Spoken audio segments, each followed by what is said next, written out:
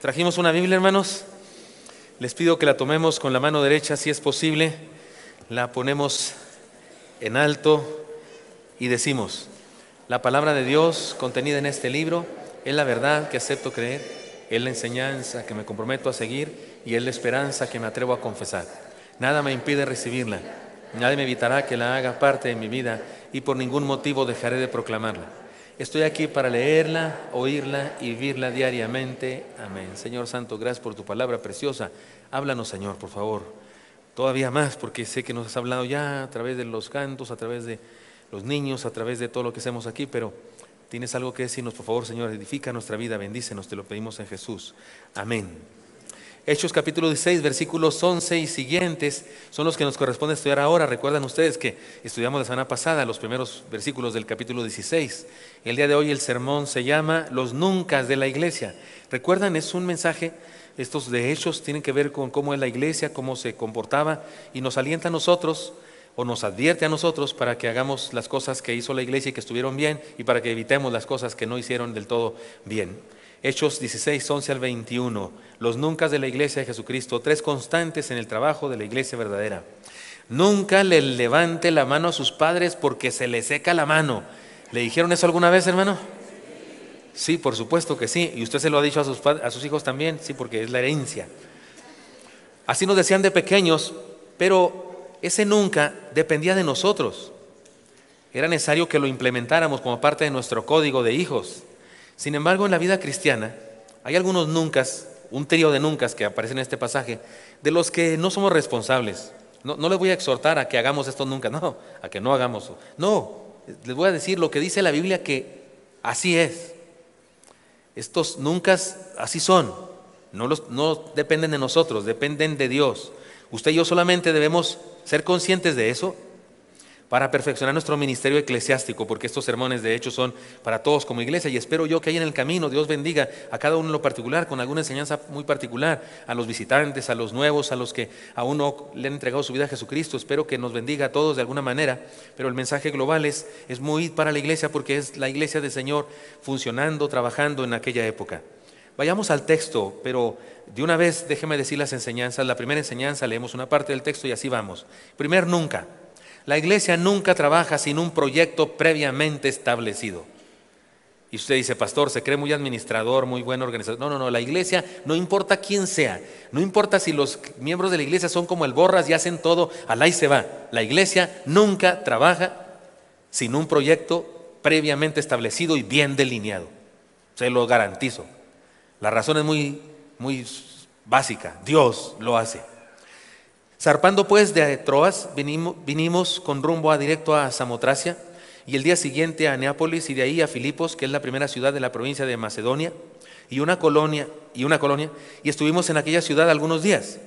Y un día de reposo salimos fuera de la puerta junto al río, donde solía hacerse la oración, y sentándonos hablamos a las mujeres que se habían reunido. Entonces una mujer llamada Lidia, vendedora de púrpura de la ciudad de Tiatira, que adoraba a Dios, estaba oyendo. Y el Señor abrió el corazón de ella para que estuviese atenta a lo que Pablo decía. Y cuando fue bautizada y su familia, nos rogó diciendo: si habéis juzgado que yo sea fiel al Señor, entrad en mi casa y posad. Y nos obligó a quedarnos. Me late que era mexicana y de pueblo, de esa gente que llega a su casa y quédese y pásele, y ¿cómo que no? Y ahí le va una tortilla. No, pues tráguesela, ¿no es cierto? Y aquí está el café, que no tomo café, pues se lo toma, porque no hay gente así. O sea, nos obligó a quedarnos. ¿Sí notaron eso de obligó? ¿Sí dice obligó su Biblia también, o cómo dice? Y nos obligó a quedarnos. Ahora, Pablo y Saquisma, misionero, llegan a Macedonia en obediencia a la visión que habían recibido. ¡Qué descubrimiento tan lindo! Dios tenía un proyecto previamente establecido, y por eso ya había llegado Dios antes que ellos ahí. Tal vez nos preguntamos: ¿por qué les impidió ir a Bitinia? Porque eso lo leímos la semana pasada, que les fue impedido ir a Bitinia. Y luego a Pablo le fue dada una visión de un varón macedonio que decía: pasa a Macedonia y ayúdanos. La respuesta es muy sencilla. ¿Por qué Dios hizo ese cambio? ¿Por qué Dios les impide un lugar y les da una visión para otro lado? Porque Dios tenía un plan bien definido, que fueran a Macedonia, porque en Macedonia, justamente en Filipos, había una mujer llamada Lidia que amaba a Dios, pero no había recibido a Cristo todavía. Y entonces, de acuerdo al plan de Dios, los llevó para allá. Como dijimos en un sermón anterior, los cristianos nunca llegamos a una persona antes que Dios. Dios ya le ha hablado a toda persona que usted y yo le vamos a hablar. Por eso ya lo dije, aquello de orar y decirle al Señor, Señor, prepara su corazón, por favor, te pido, voy a hablar con la señora Chuchita. Y Dios dice, ¿con quién vas a hablar? No me había enterado. Qué bueno que me avisas para prepararla. Lo diría de ironía Dios si nos dice eso. Señor, prepara el corazón. ¿Por qué crees que te llevo a que le prediques? ¿Por qué crees que hice que fueras? Tú ve, ya anda, corre feliz y con tenis y no estés molestando. Dios no nos habla así, pero eso estoy diciéndolo yo. Como diría, Lidia era una persona muy rica. La púrpura era una pintura que se extraía de unos moluscos especiales, la clase de moluscos que se le da de comer a los flamingos rosados. Si no, no se ponen rosados. Y se extraía de ellos una tintura. Y era muy cara. Y esta mujer seguramente era muy rica, culta, influyente. Y cuando el evangelio llega, ella ya había experimentado el poder de Dios en su corazón. Iban a orar a lo judío. Iban a orar. Ella confiaba en Dios, amaba a Dios. No era la primera vez entonces que Dios tocaba su corazón cuando Pablo llegó. Pero el Espíritu Santo, que ya había hablado con ella, le hizo poner mucha atención ahora al nuevo mensaje del evangelio. Digo nuevo para ella, porque es el mensaje del Antiguo Testamento también, pero los judíos no lo entendían así. Ella solo necesitaba un toquecito para luego tomar la decisión. Incluso se convierte, y me da risa, como Lucas nos cuenta, ¿notó usted cómo? Se los leo otra vez. Mire, dice así: entonces una mujer llamada Lidia, vendedora de púrpura de la ciudad de Tiatira, que adoraba a Dios, estaba oyendo, y el Señor abrió el corazón de ella para que estuviese atenta a lo que Pablo decía. Y cuando fue bautizada y su familia nos rogó diciendo, ¿qué? Yo le diría a Lucas, espérate, ¿a qué horas se bautizó? O sea, ¿a qué horas la capacitaron? ¿A qué horas le dieron mi membresía? ¿A qué horas le llevaron a la clase? O sea, como que se salta toda una historia. Está diciendo que puso atención y luego dice, luego que la bautizamos, a ella y a su familia. Debió pasar algo maravilloso ahí. Lucas no nos lo cuenta porque ya nos ha contado la conversión de Pablo y nos contó la conversión del centurión, ¿se acuerdan ustedes? Y en este caso ya había que obviar porque había que ver otras cosas. Y dice, bueno, después de que fue bautizada con su familia, qué maravillosa idea. Dios tiene planes. Tal vez si nos preguntamos por qué les impidió ir a Bitinia, ya está la respuesta, porque tenía planes para esta mujer y para esta casa y para el inicio de una gran obra. Como ya dijimos, Dios tiene proyectos perfectos. Es más, déjeme decirlo de esta manera, Dios va delante de nosotros siempre y es el único que verdaderamente puede decirnos, para cuando tú vas, yo ya vengo. Si le dicen así a usted, le dice a su papá, a su mamá, o su tía, o su hermano mayor, no hombre, cuate, para cuando tú vas, yo ya vengo. Hermanos cubanos, allá también se dice eso, también se dice esa frase. ¿Dónde quedaron mis hermanos? ¿Sí se dice esa frase? Para cuando tú vas, pero allá se dice, para cuando tú vas, yo ya vengo, chico. Perdón, ya sé que no estoy hablando como cubano, que es pura mentira, pero yo así le hago nomás porque no sé cómo le hacen, pero es una frase entonces más o menos de toda Latinoamérica, para cuando tú vas, yo ya vengo. Dios es el único que puede decirnos eso. Nosotros podemos improvisar y sentir que estamos haciendo cosas que recién se nos ocurrieron. Pero si estamos obedeciendo a Dios, lo que estamos haciendo es parte de un proyecto bien diseñado y planeado perfectamente por nuestro Creador y Dios. Lidia era una mujer muy rica. La púrpura, insisto, era muy costosa y ella era una empresaria de eso. Seguramente también era una persona importante en el pueblo, pero Dios tenía planes para ella y por eso llevó a aquel discípulo, aquel apóstol en crecimiento. Por eso, hermano mío, cuando usted y yo, allí hay algunas implicaciones que hay que decir, cuando usted y yo seamos movidos porque tuvimos un fracaso o porque alguna cosa no salió o porque la empresa no nos quieren ahí, nos quieren a otro lado, nos mandan, o usted tiene que irse a otro lugar por cuestiones de cualquier tipo, económicas, familiares, lo que sea, y se tiene que mudar de casa y se enoja y los hijos y le va a batallar con la escuela de los chamacos y la panadería de la esquina tan rica, ¿dónde la vamos a encontrar? Porque en ocasiones una panadería rica es un tesoro, ¿no? Para los que no son celíacos como yo. Pero entonces usted se queja de todo, de la nueva ciudad. Oiga, espéreme. Algo trae entre manos Dios. ¿Por qué cree que le impide ir a Bitinia? ¿Y por qué que le lleva a Macedonia? Porque hay algo maravilloso allá. Sería bueno abrir el corazón y pensar, Señor, algo traes tú allá. La mayoría de ustedes saben acá cómo fue esto, pero déjenme contar otra vez esto para poner en el contexto de esta historia. Hace algunos años, más de 20 ya, ustedes tenían un gran pastor. ¿Cuántos son Calebs aquí? ¿Cuántos están en Oreb desde antes que yo llegara? Levante su mano, por favor. Sé que son bastantes pocos, pero sí hay. Porque en todos los cultos son distribuidos, en todos los cultos son minoría porque hemos crecido mucho, gracias a Dios.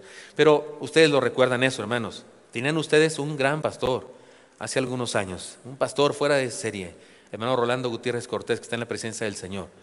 Y el hermano fue presidente de la Convención Nacional Bautista de México 7 años, fue presidente de la Fraternidad Teológica Latinoamericana y falleció, que es lo más significativo. Hay quien dice, ¿quieres que hablen bien de ti las gentes? Pues moríos, dice por ahí, ¿verdad? Y más, si ha sido una persona extraordinaria, pues más.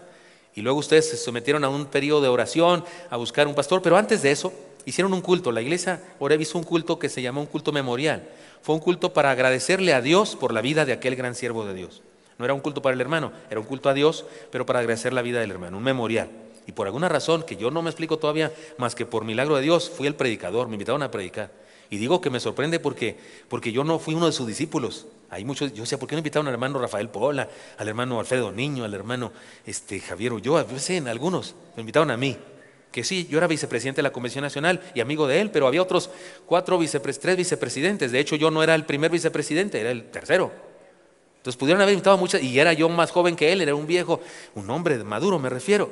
Pero yo vine a predicar, un culto tremendo, 4 horas y media me parece. Pasaban los niños, los adolescentes, los jóvenes, contando lo que su pastor había sido en su vida. Lloré como 20 veces cada vez que contaban cosas, porque para mí también había sido una persona de mucha bendición. Y cuando acabó el culto, alguien me preguntó, hubo gente del gobierno, de gobernación, porque era conocido, de Latinoamérica, diferentes personas, líderes, estuvieron acá.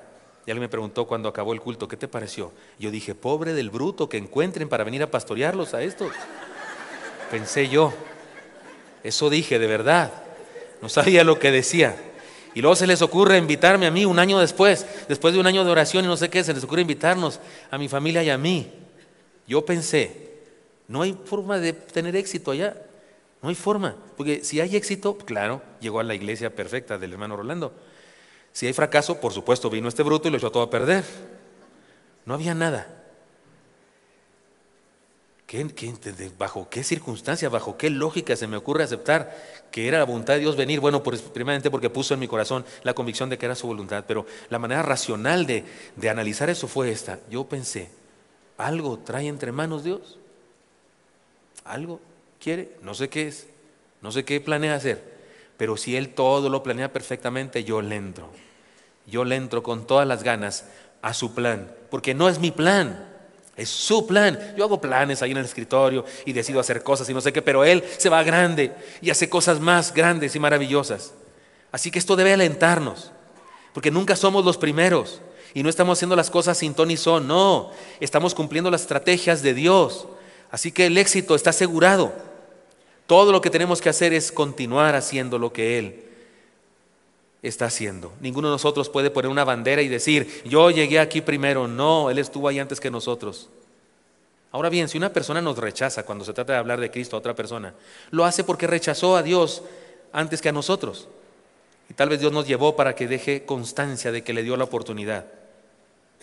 Cuando una persona nos pide consejo, cuando nos solicita que oremos por ella, cuando nos cuenta un problema, cuando quiere que le expliquemos algún texto de la Biblia, cuando una persona asiste a nuestro culto por cualquier razón o buscando a Dios, hay un plan divino, hay un proyecto aquí que no podemos ver en ocasiones en todo su esplendor, pero lo que tenemos que hacer es unirnos a Dios y hacer lo que nos toca. Déjenme les pongo otro ejemplo muy cercano, muy palpable aquí.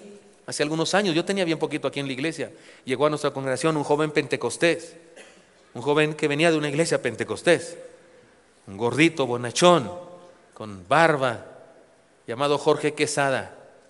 Hizo cita para hablar conmigo, me contó, tenía asistiendo a la iglesia un buen tiempo y tenía un sueño de hacer una asociación civil, una ONG, me decía él, para ayudar a la sociedad, para no solamente predicar el evangelio con palabras, sino con hechos, ayudando a mujeres, a familias, a que pongamos un comedor de niños. Yo tengo una costumbre, cuando alguien viene y me cuenta de una necesidad, pastor, sería bueno que hubiera alguien en la puerta, y le digo, perfecto, me parece bien, lo nombra usted presidente de eso, haga la comisión, busque su gente. Regularmente hago eso, porque si alguien se da cuenta de una necesidad, me parece que ese alguien debe llevar a cabo algo. Y eso hice con Jorge Quesada. Y le dije, hermano, me parece perfecto, adelante, hay que hacerla. Pues yo los apoyo, lo que sea. Usted dígame, yo no sabía qué tan serio era el asunto. Se fue y me olvidé del asunto. Regresó al rato con una cita y me dijo, aquí están los papeles y el acta de la AR. Creo que se debe llamar Somos Todos. Yo estoy dispuesto a ser el vicepresidente, pero usted debe ser el presidente. ¿Cómo la ve, pastor? ¿Qué? Dije, espérese, si no era en serio. Me hizo firmar Juntamos dinero de la venta de los cassettes de música. Yo grababa cassettes, ahora se graban CDs, pero en esa época eran cassettes. Tenía cassette de mi música. 2 cassettes tenía. También se grababan los sermones. Yo de repente me llevaba sermones también, y también donde daba, cantaba un cantito por ahí para no dejar, para que sepan que sí era cantante o más bien compositor, y vendía cassette, y de ahí sacamos dinero para pagar al notario, esas cosas, e hicimos Somos Todos AC. ¿Y qué hacíamos de trabajo? Nada, absolutamente, pero poco el nombre no estaba bien padre. Y un día viene y me dice: pastor, ya conseguí dónde ponemos. Fui a Chimalhuacán, 3ª sección. En esa época no se podía ir en carro, incluso era un lodazal bárbaro, se atoraba el carro si queríamos pasar por ahí. Y me llevó a una iglesia pentecostés, porque insisto, él era de origen pentecostés. Y hablamos con el pastor y nos prestó su departamento educativo, que eran una especie de palapas, unas rústicas construcciones de cartón, de techo de cartón. Nos las prestó, piso de tierra, nos las prestó, compramos unas cuantas ollas.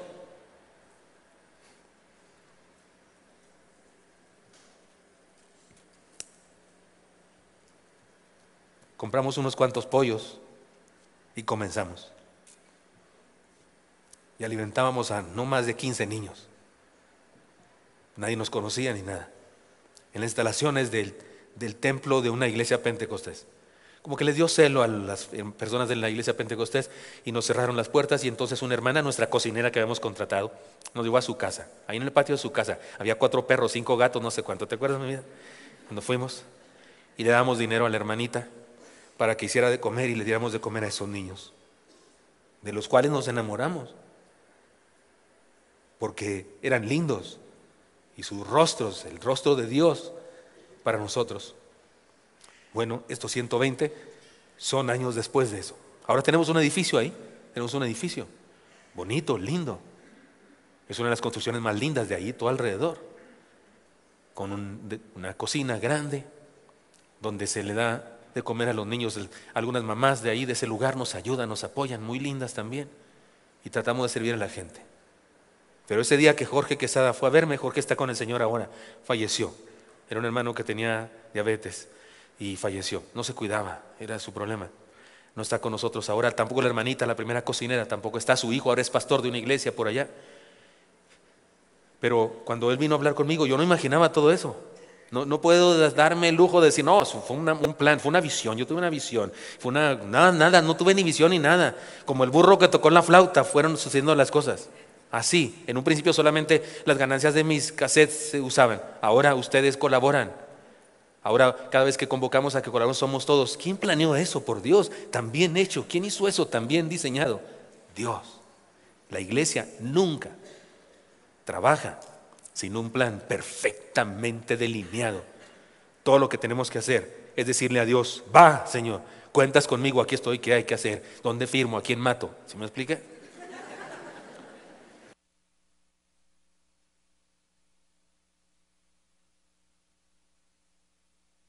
Entonces, unámonos a los proyectos de Dios, al trabajo de Dios, del Espíritu Santo que nos guía. Sigamos sus huellas, las huellas de Dios, y unámonos a su proyecto. Porque Él hace las cosas, no es por nuestra elocuencia ni por nuestro trabajo. También saben aquella historia de aquel pastor. Una hermana de su iglesia, era un pastor muy elocuente, muy buen predicador, y una hermana de su iglesia le dijo un día: pastor, mi esposo es un catedrático en la universidad y se cree mucho, y es filósofo, y es intelectual, libre pensador y no sé qué, y ya me dijo que va a venir a la iglesia para ver qué me están enseñando. Y yo me lo conozco, que va a estar de criticón. Y el pastor dijo: voy a preparar unos sermones muy buenos. Preparó unos sermones donde le metía así cosita de filosofía y no sé qué, y se lució el pastor. Y un día de esos, al hacer la invitación a aceptar a Cristo, el hombre aquel se pone de pie y pasa al frente, incluso emocionado. El pastor pues ora por él y por otros hermanos, y después en una reunión le dice: pastor, hermano, me acompaña. Lo lleva a la oficina y le dice: hermano, ¿qué fue lo que finalmente le hizo a usted entender el evangelio? Aceptar a Cristo. ¿Qué de los sermones que yo prediqué, cuál de todos le habló? Y dijo: pastor, ni atención ponía a sus sermones. Disculpe, no me acuerdo nada de lo que usted decía. Pero no puedo olvidar la viejecita esa que pasa al frente siempre, la hermana fulana. No tiene un peso, se le nota que no tiene ni un peso. Tiene una de problemas con sus hijos, con lo que cuenta ella. Tiene un infierno en su casa. Y está enferma de todas las enfermedades que hay en el mundo. Sin embargo, una sonrisa bárbara. Dice: pero gracias a Dios que sigo aquí. Dice: eso me impactó, porque yo ni estoy tan enfermo, ni tengo tantos problemas, ni tengo problemas económicos, y yo no le agradezco a Dios lo que me da. Y eso me impactó, pastor. Así que sus sermones, a partir de hoy sí los voy a escuchar, pero antes no los escuchaba. No, no es nuestra elocuencia, no, Señor. Usted y yo le echamos ganas, como dicen, échale ganas, le echamos ganas, es todo. Pero el plan perfectamente diseñado es Dios. A veces nos queremos adjudicar el mérito, los humanos, los pastores, los humanos, queremos adjudicar el logro y nos creemos visionarios. ¿Qué hacemos? Si podemos tener visión y planeación y el Señor nos la enchueca. ¿No hizo eso con Pablo? Él quería ir a Bitinia y se los impidió, no, a Macedonia. Pablo, el gran apóstol, autor de más de la mitad del Nuevo Testamento, y Dios le corrige la plana. ¿Por qué? Porque Él tiene planes.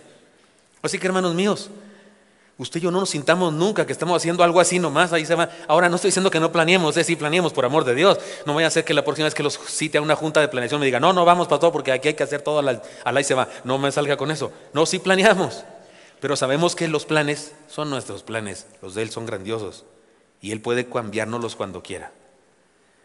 Hay ocasiones en las que yo guardo mi iPad o mi sermón escrito, lo guardo porque Dios allí sentado me dice que esto no funciona y que debo predicar otra cosa. O en ocasiones voy allá con las hermanas de la computadora y les digo, ¿saben qué? Pues ahí me siguen como puedan porque cambié todo. Ahí si algo coincide pues le ponen y si no pues no se preocupen. ¿Por qué? Porque Dios tiene planes perfectos y la iglesia nunca trabaja sin ellos. En segundo lugar, otro nunca, la iglesia nunca trabaja en un desierto espiritual. Esto es como una advertencia. Miren, aconteció que mientras iban a la oración, nos salió al encuentro una muchacha que tenía espíritu de adivinación, la cual daba gran ganancia a sus amos, adivinando. Esta, siguiendo a Pablo y a nosotros, daba voces diciendo, chequemos el mensaje de la muchacha endemoniada. Estos hombres son siervos del Dios Altísimo, quienes os anuncian el camino de salvación. Oiga, esa frase la pueden decir en el enlace sin ningún problema, ¿no es cierto? Esa frase se puede decir aquí, estos hombres son siervos del Dios Altísimo, quienes os anuncian el camino de salvación. No está lo endemoniado de esto. Y esto lo hacía por muchos días, no fue solo un día, por muchos días. Mas desagradando a Pablo, este se volvió y dijo al Espíritu, te mando en el nombre de Jesucristo que salgas de ella. Y salió en aquella misma hora. Qué hermoso comentario de Lucas. No estoy pensando en lo de los demonios. Usted y yo nos quedamos, estoy seguro, clavados en el asunto de la endemoniada, pero qué hermoso comentario de Lucas, me refiero al principio. Aconteció que mientras íbamos a la oración, el primer culto realizado en aquella ciudad donde Lidia se convierte fue un culto de oración. Y ahora una vez más, ya establecida la iglesia, el primer culto es de oración. Ahora yo sé, hubo predicación, estudio bíblico, pero qué lindo que llamen a esa reunión la oración. Me parece que toda obra que se siembra, toda iglesia que se siembra, lo primero que debemos establecer es el culto de oración. Pero la idea es la siguiente. Todo mundo cree algo. Lo que nos hace evidente aquí este pasaje es que en este mundo todos creen algo. No todos son conscientes de ello, pero todos tienen creencias, ideas religiosas, convicciones y posturas respecto a la vida y Dios. Es más, los más religiosos de este mundo son los ateos. Son fieles, convencidos de eso. Pero todo mundo tiene una idea acerca de un Dios, aunque no le llame Dios, aunque le llame ciencia, aunque le llame la gran explosión, o aunque le llame la madre naturaleza. ¿Nunca les ha parecido ridículo eso? Hay algunos ateos que hablan de la madre naturaleza. No creen en Dios, pero sí creen en una señora que da a luz ballenas y elefantes y no sé qué. Y árboles, y cascadas. Porque la madre naturaleza, si no les suena, ¿quién es la madre naturaleza? ¿Es una señora de veras? ¿Es rubia o morena, pelo chino? ¿Quién es? Es Dios, por favor. El que creó la naturaleza es Dios. Pero hay quien al negar a Dios, entonces creen en la madre naturaleza. O insisto, en la ciencia, algo así. Pero todos tienen religión. Una religión tiene que ver con una idea fundamental, una idea fundamental, un algo que queremos alcanzar y con unas reglas para alcanzarlo. Si usted analiza a la luz de eso, cualquier filosofía es religión. Todas las filosofías son una religión. Y en este pasaje queda clarísimo eso. En aquel pueblo en donde Pablo y los demás estaban ministrando había ideas religiosas, supersticiones y prácticas espirituales. Aquella joven que sale al encuentro era una muestra de religiones paganas de aquella época. El fenómeno no era poco común. Una persona endemoniada, según algunos, solamente enferma, trastornada mentalmente, piensan algunos, era el centro de la práctica religiosa del pueblo. Proveía satisfacción a la gente porque se sentían contentos de lo que ella les adivinaba, y proveía gran ganancia a los dueños de la muchacha porque era esclava. ¿Dónde he oído eso? ¿Dónde he visto yo eso? Que provoca satisfacción a la gente y ganancia a unos. Me late que eso el día de hoy sigue sucediendo. El día de hoy no hay mucha diferencia. Algunos falsos conceptos y distorsionadas interpretaciones de la palabra se convierten en centros de algunos grupos religiosos. Déjeme decir algunas cosas que equivalen en nuestro contexto a lo que ese fenómeno significó en aquella época. El día de hoy, las limpias, ¿sí? Un huevo y hojas de pirul, ¿sí? ¿Se ha hecho limpias usted o le han hecho una limpia alguna vez? La lectura de las cartas, lectura del café, lectura de la mano, los ritos religiosos africanos que nos inundan como el yoruba, la santería, el culto a la llamada Santa Muerte, el espiritualismo o el espiritismo, es decir, la invocación de los muertos en cualquiera de sus modalidades, la angiología retorcida, está de moda eso de que podemos hablar con los ángeles. Hay centros donde te enseñan cómo hablar con tu angelito de la guarda, dulce compañía, no me desampares ni de noche ni de día. Y hay gente que dice eso y anda buscando hablar con los ángeles y si logra hablar con alguien y si de veras alguien les contesta, pues es un demonio. Si es un ángel, pero un ángel caído. Y en otro ambiente, podemos hablar de el uso de la ouija o el mentado Charlie que gusta a los jóvenes y algunas ideas más elegantes y disfrazadas de intelectualismo, como la metafísica, el pensamiento positivo, los decretos o las declaraciones, la falacia del secreto, la meditación trascendental, los viajes astrales, la llamada superación personal y otras huecas filosofías que producen lo mismo, fascinan a la gente y definitivamente dan ganancias a quienes las promueven. La misma cosa sucede. Podemos decir que se refiere a todas las maneras equivocadas de enfrentar la espiritualidad, lo espiritual, lo trascendente. Algo interesante es lo siguiente: la primera convertida de Macedonia fue una mujer importante y rica, y ahora el contacto que tienen es con una esclava, no solo esclava del demonio, sino esclava de que era propiedad privada de alguien. El evangelio es para todas las personas, sin importar su nivel económico, cultural, es para todos. Por eso una iglesia debe ser una iglesia con los brazos abiertos para todas los niveles de cultura, de dinero y de raza y de lo que sea. Sin embargo, la enseñanza relevante es esta: nunca podemos predicar el evangelio en un desierto espiritual. Donde quiera que predicamos hay creencias, hay ideas, hay conceptos relacionados con Dios, la vida, la muerte. Y esto nos desafía a hacer lo que Pablo. ¿Cómo actuó Pablo en esto? ¿Cómo actuó él en este asunto? Hay una superstición, hay una religión, ocultismo. Incluso hay una muchacha ahí endemoniada, poseída. ¿Cómo actuó él al respecto? Esto nos desafía entonces a hacer lo que Pablo. ¿En qué sentido? Respetar a las personas. Usted y yo podemos no tolerar las ideas equivocadas, pero toleramos a las personas a las que las ideas equivocadas las tienen poseídas. Pablo no actuó en forma inmediata ante las manifestaciones de esta joven. Probablemente estuvo orando por algunos días pidiendo revelación a Dios. Señor, ¿qué es eso? Esta muchacha, ¿qué le pasa? ¿Está loquita? ¿Está destrampada? ¿Eres tú hablándonos a través de ella? Haciendo que revele ella quiénes somos, porque dice cosas lindas de nosotros. ¿Qué pasa aquí, Señor? Hasta después de muchos días procedió a la liberación. ¿Qué diferencia con aquellos que a priori critican las prácticas o ideas de otras personas porque son diferentes a las de él? Ahora, no se trata de aceptar todo lo que la gente cree y hace, no. Pero se trata de actuar con sabiduría ante las convicciones de la sociedad a la que queremos impactar con la verdad. Por favor, hermano, cuando vaya usted con su tía, con su cuñada, con su amiga, entra a su casa, está llena de ídolos por donde quiera. Tiene ahí de todo, hasta un San Gilberto Virgen y Mártir Protector de los desamparados. Y usted dice, qué bárbara, qué idolatría, compadre, comadre, ¿qué te pasa? ¿Te vas a decir? No, ¿qué le pasa? No diga nada de eso. Respete a esa persona. El apóstol Pablo entró al Areópago griego. ¿Cuándo fue? Lo vamos a leer, capítulo 17 de Hechos. Fue a Atenas. Y en el Areópago griego, 365 altares con un dios raro ahí, ídolos bárbaros. ¿Y qué dijo Pablo? Tenía ganas de decir, bola de idólatras, ¿qué les pasa? Dice la escritura que se enardecía su corazón, pero se aguantó. ¿Saben qué les dijo? Así como aguantándose. Le iba a salir idólatras, pero le sale: varones atenienses, noto que son muy religiosos. O sea, me sospecho que son muy religiosos. Casi les dice, qué lindos.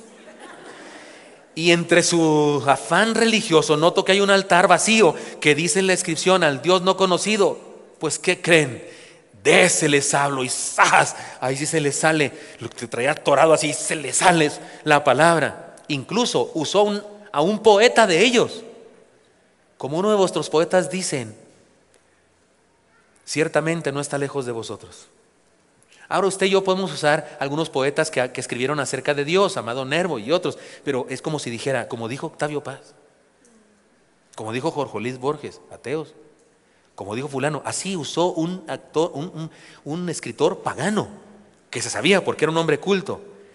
Cuánta tolerancia para el ser humano, aunque fuera intolerante con las ideas equivocadas que aprisionan al ser humano. Nada impacta más a los inconversos que nuestra comprensión y aceptación de sus personas. Cuando reconocemos que estamos aquí para proclamar el Evangelio, necesitamos reconocer que donde quiera que vayamos hay creencias. Nunca predicamos en un desierto espiritual, y nuestra tarea no consiste en plantar en un terreno virgen, sino plantar nuevas semillas en una tierra necesitada de un cambio de cultivo. Pero ahí hay un cultivo ya. Nuestro trabajo no es creación, es renovación de vida. El mismo Señor Jesucristo habló de nacer de nuevo, de nacer otra vez. La regeneración, doctrina fundamental de nuestra fe, es justamente eso: regeneración integral de las vidas de quienes reciben el Evangelio. Es importante entonces, cuando comunicamos de nuestro Señor a otros, que no seamos intransigentes. Los demás no están obligados a creer lo que nosotros decimos porque nosotros lo decimos. Aquí la tolerancia sí va, fíjese. No me gusta cómo se usa en el mundo la palabra tolerancia, porque, por ejemplo, yo no creo que deba haber entre esposos tolerancia, no, para nada. Entre esposos hay amor, porque tolerancia es aceptar que estás bien mal, bien chueco, y a pesar de eso te tolero. Por eso no me gusta la palabra tolerancia como se usa en el mundo. O tal vez está bien tolerar a las personas que tienen errores bien garrafales, pues sí, porque estoy en desacuerdo con ellos, pero los tolero, está bien así, sí. Pero se usa como para manifestar que debemos vivir en unidad y no sé qué. Para desaparecer necesitamos amor, más que tolerancia. La tolerancia sigue existiendo una barrera entre nosotros, porque hay algo que no nos hace unidos. Pero aquí sí, usted y yo tenemos tolerancia con las personas, porque aunque estamos en desacuerdo con lo que creen y practican, a ellos sabemos que les ama el Señor y les hablamos del amor de Cristo.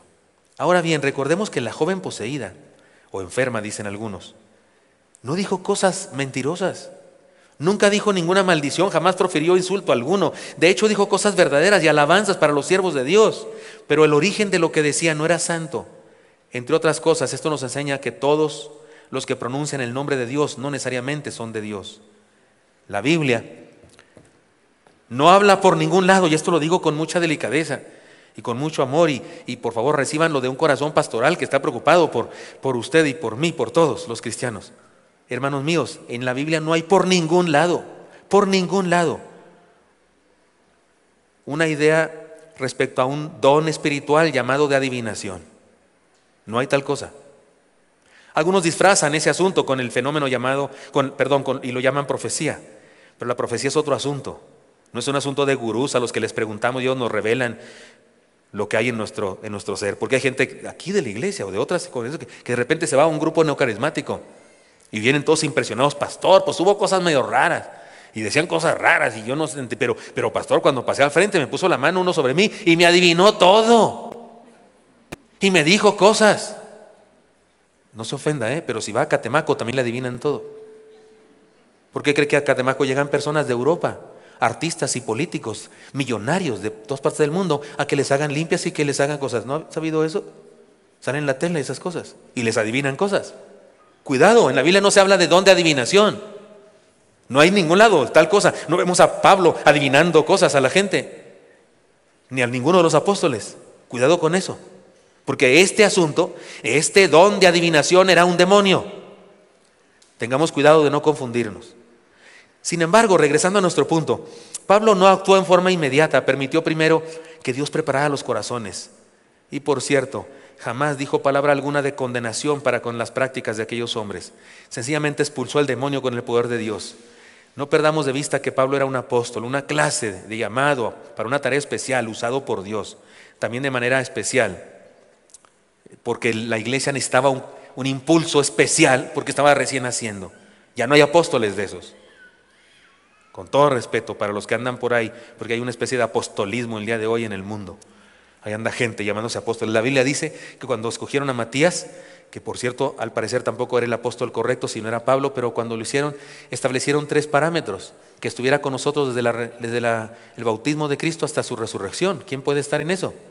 ¿Quién el día de hoy puede haber estado presente desde el bautismo del Señor Jesucristo hasta su resurrección? Y otras cosas que vienen en la palabra.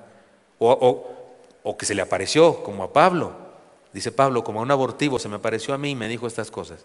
Cuidado con eso. Sin embargo, sí, si hay una lucha espiritual en nuestra vida que debemos enfrentar. Leen conmigo Efesios 6:12, por favor, ¿cómo dice? No tenemos lucha contra sangre y carne, sino contra principados, contra potestades, contra gobernadores de las tinieblas del siglo, contra huestes espirituales de maldad en las regiones celestes. Cuando predicamos el Evangelio no estamos peleando contra inconversos. No, estamos peleando contra los poderes que los esclavizan. Nunca nos ayuda a perfeccionar nuestra tarea de proclamación. Sembremos las nuevas semillas de Dios, y Dios se encargará de la cizaña. Sembremos. De hecho, este pasaje donde dice de la lucha que tenemos contra los espíritus y demás, este pasaje, después de que dice eso, dice, por tanto, tomad toda la armadura de Dios. ¿Se acuerdan de eso? Y luego nos viste. Yelmo de la salvación. ¿Se acuerdan ustedes? Coraza de justicia, buen comportamiento. La espada del Espíritu, la palabra de Dios. El escudo de la fe. El cinturón de la verdad, de ser veraces. El apresto del Evangelio de la paz. Los pies, las botas o lo que sea. Sandalias.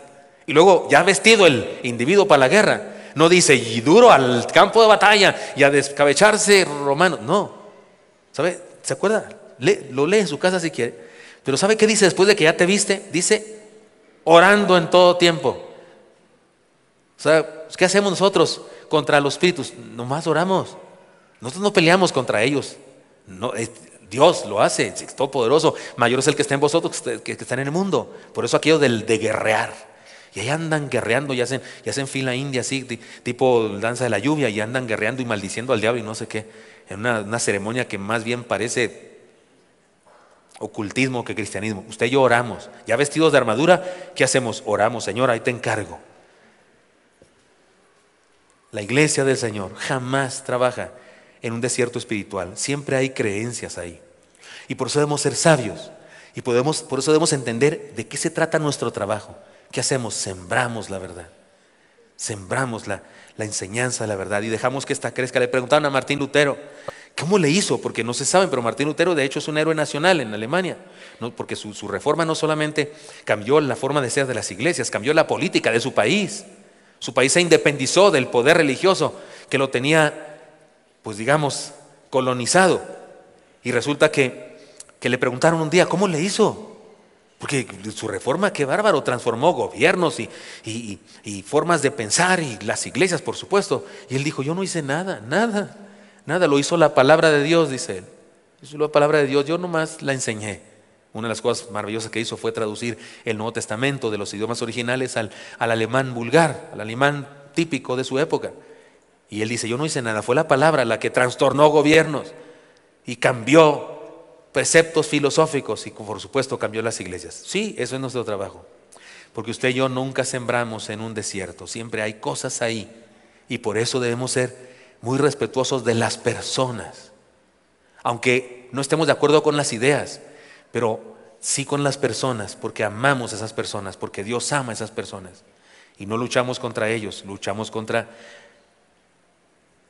el origen de esas ideas, que es regularmente maligno. Tercer nunca, entonces, para terminar. La iglesia nunca deja de confrontar y renovar a la sociedad.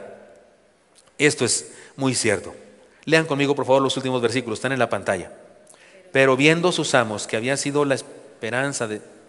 salido la esperanza de su ganancia, prendieron a Pablo y a Silas y lo trajeron al foro ante las autoridades y presentándolos a los magistrados dijeron, estos hombres, siendo judíos, alborotan nuestra ciudad y enseñan costumbres que no es lícito recibir ni hacer, pues somos romanos. La iglesia cristiana, hermanos, irremediablemente alborota a la sociedad con la luz que da. La cosa es muy sencilla, una luz muy fuerte siempre lastima los ojos enfermos y lastima los ojos de quienes los han tenido cerrados mucho tiempo. Y los cristianos, según el Señor Jesucristo, son luz. Lean conmigo, por favor, el Evangelio de Mateo, ¿cómo dice? Vosotros sois la luz del mundo. Una ciudad asentada sobre un monte no se puede esconder. Y si quieren la Reina Valera actualizada, ¿cómo dice? Ustedes son la luz del mundo. Una ciudad en lo alto de una colina no puede esconderse. Hermanos míos, no hay desafío más grande que el que presenta la iglesia a los hombres por medio del evangelio. Una comunidad que no confronta a la sociedad, que no la incomoda, que no la desafía, puede ser un club, puede ser una oportunidad para tener buenas conferencias y relaciones muy lindas con otros, pero no es una iglesia. La iglesia de Cristo desafía, confronta, porque la verdad en ocasiones incluso ofende a quienes viven en el error. Pero como dijimos en el punto anterior, no ofendemos a la gente con nuestras palabras condenatorias, porque usted va a decir, pues no, que no, espéreme. No ofendemos a la gente ni la confrontamos con palabras condenatorias, sino por la luz que naturalmente fluye por medio de nosotros si somos instrumentos de Dios.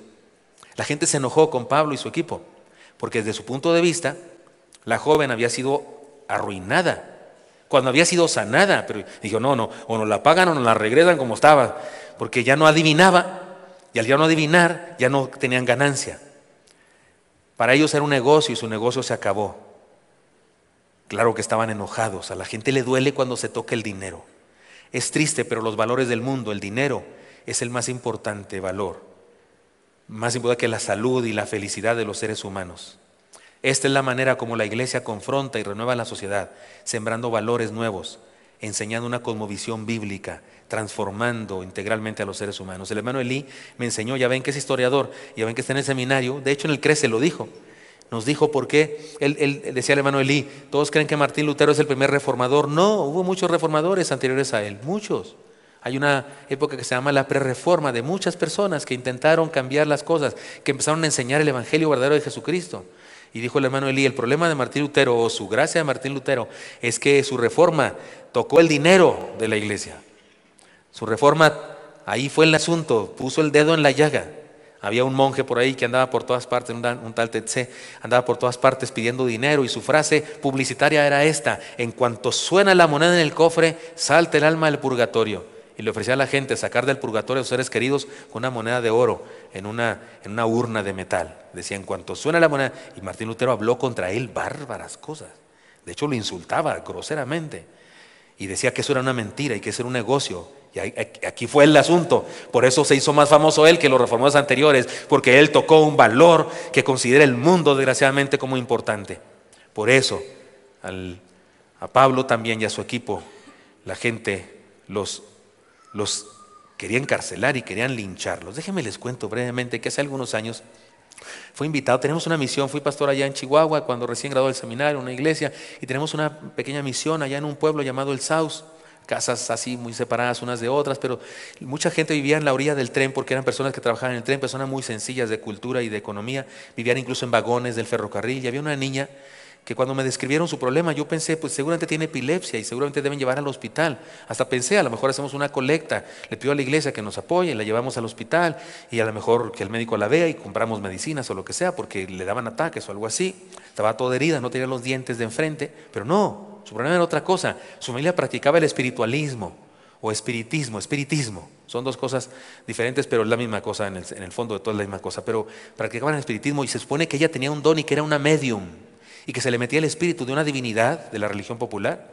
Y cuando entraba el espíritu, ella tenía un altar y se ponía una bata, y cuando se ponía la bata entraba en ese trance. El altar tenía la Virgen de Guadalupe, tenía el Sagrado Corazón de Jesús, tenía Budas, tenía la Santa Muerte, tenía un demonio, de verdad, tenía un revoltijo de cosas. Ella se sentaba ahí, se ponía una túnica blanca y entraba en trance y a todos nos llamaba hijitos, porque supuestamente era nuestra madre, espiritualmente hablando. Y la gente iba y hacían un ritual y les daba consejos y los tocaba y personas sanaban y les daba una agüita que había bendecido y no sé qué, y las personas sanaban. Y era una cierta ayuda para la familia. Y no era entonces solo epilepsia. Pero resulta que el problema era que la niña había crecido, hacía eso desde chiquita, pero había crecido, ahora era una joven y le gustaba ir a fiestas. Incluso le gustaba un muchacho y andaba por ahí noviando. Pero según la mamá y según los sacerdotes o brujos o lo que sea de su religión, de su secta, el espíritu que la poseía no estaba de acuerdo con que ella hiciera eso y por eso la tiraba en la calle. Y cuando salía se tumbaba y se estaba toda herida por todas partes. Cuando fuimos, yo llevé a 2 jóvenes de la iglesia que fueron conmigo, iban temblando de miedo ellos y yo también. Y fuimos y entró en trance ella. Se salió corriendo, estaba yo hablando con ella y salió corriendo y se sentó allí en el altar ese y se puso la bata y empezó a hacer su manifestación esa. Y bueno, yo tuve que hablar con los papás y con la mamá especialmente y le dije, oiga, un espíritu bueno no puede hacer eso, que tumba a su niña y le tumba los dientes y todas las heridas. ¿Cómo cree usted que eso viene de Dios? Si de veras hay algo espiritual en ella, si de veras algo entra en ella, entonces es un demonio porque no está haciendo cosas buenas.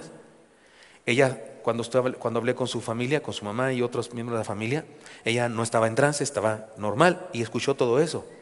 Y habló en privado con nosotros y nos dijo, ya no quiero hacer eso, me da miedo, ya no me gusta. Creo que no está bien porque hay algo que está mal en eso. Cuando acabo eso me siento muy mal y me siento muy débil y creo que no es correcto y no quiero volverlo a hacer. Ayúdenme por favor, decía. Oramos por ella. No estaba en ese trance, oramos por ella, estaba normal.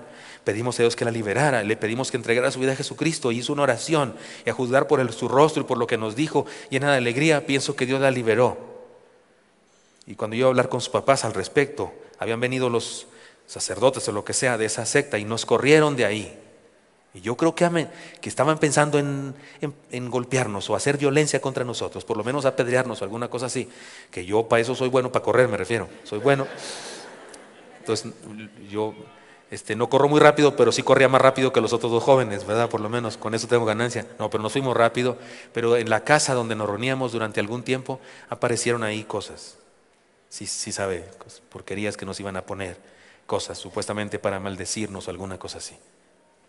Así es del ser humano.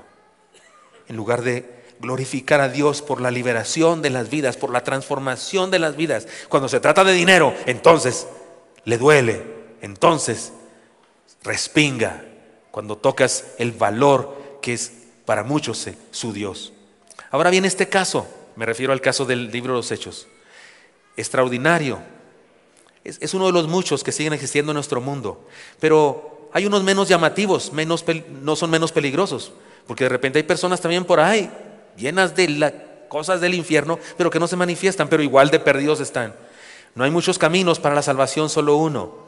No es verdad que todas las religiones son verdaderas, solo Cristo salva. Así que el evangelio que predicamos nunca dejará de confrontar y renovar a la gente. El cristianismo nació como un movimiento revolucionario que se mantiene vigente por el trabajo de los cristianos.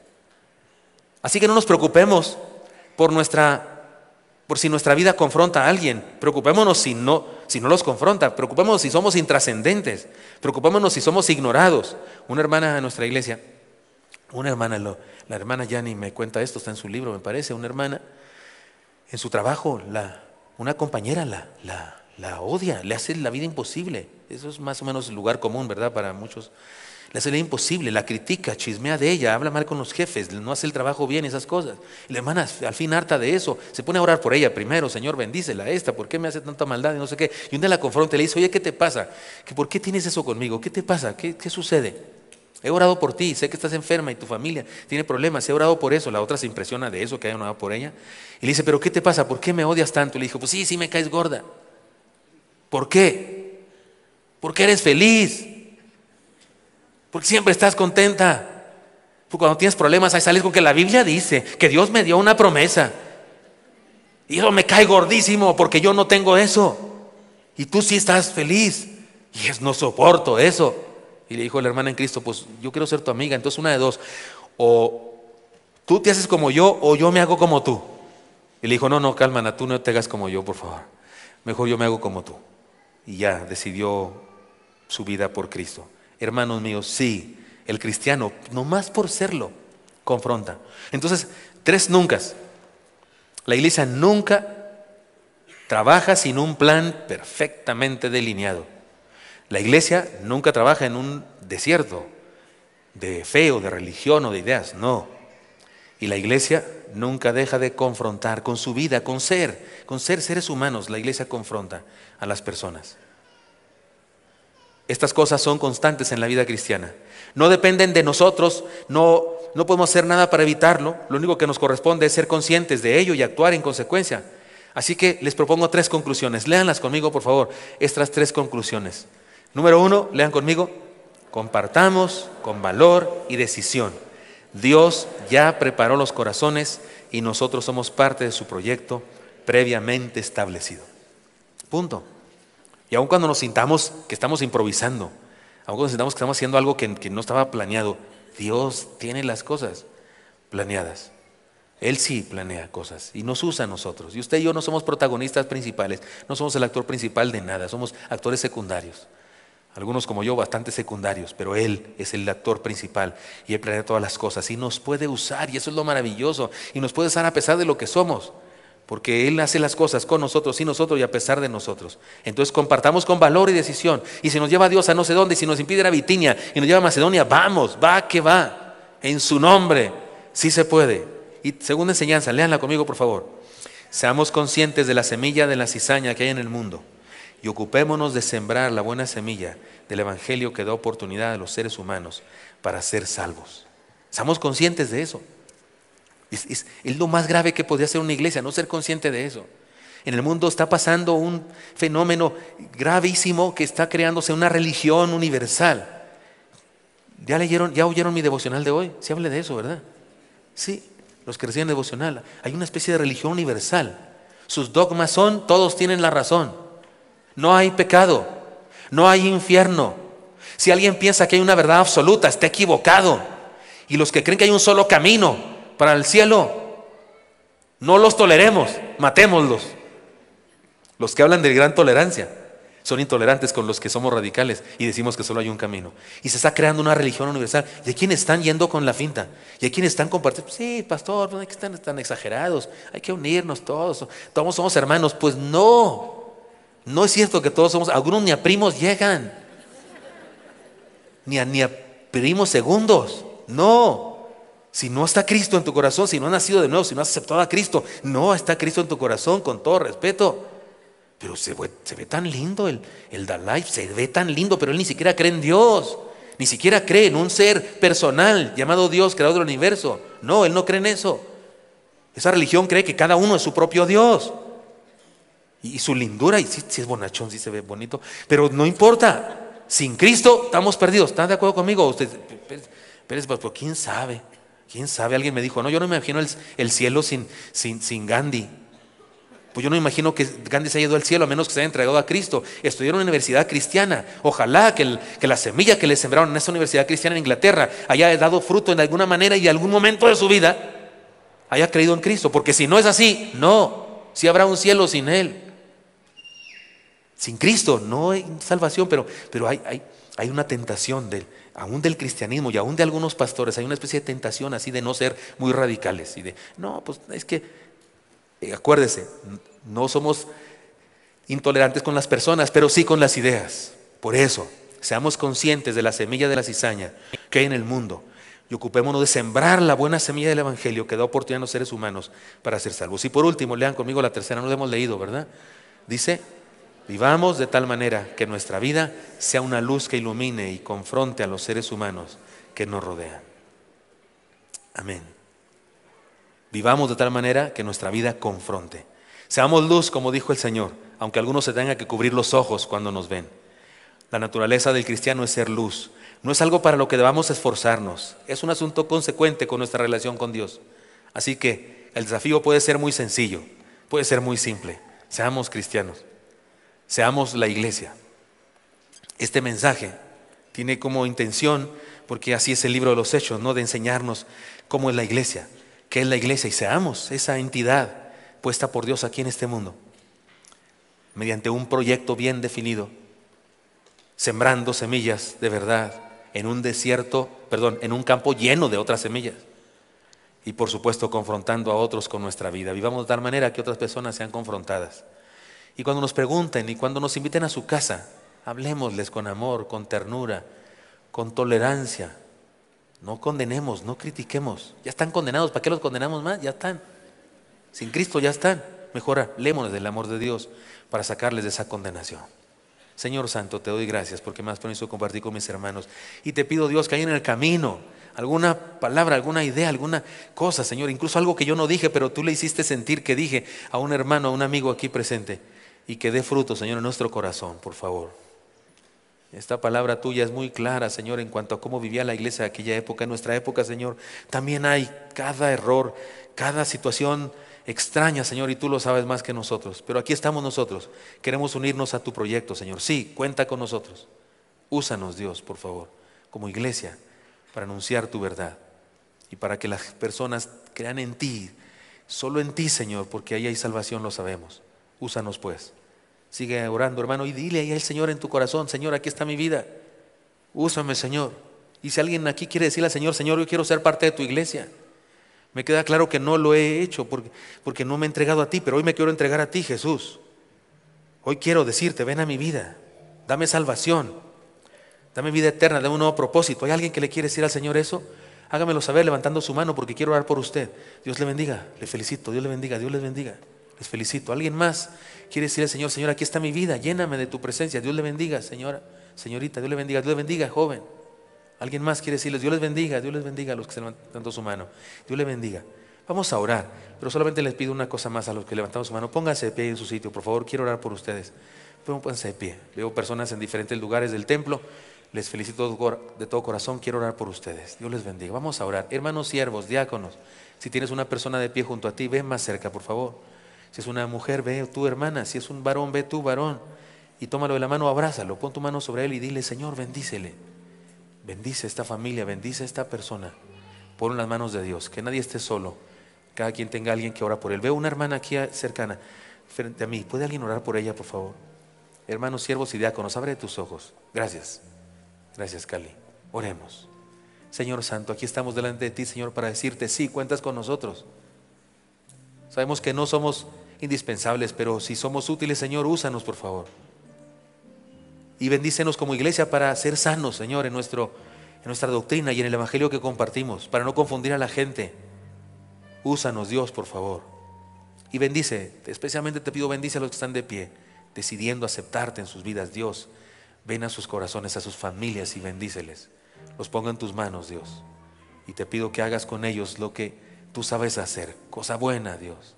Transformación, salvación, felicidad, plenitud. Bendíceles, Dios, por favor. Si alguno está enfermo, sánale, Dios. Haz un milagro en su vida. Los pongo en tus manos en Cristo Jesús. Amén. Dios los bendiga. Pueden sentarse.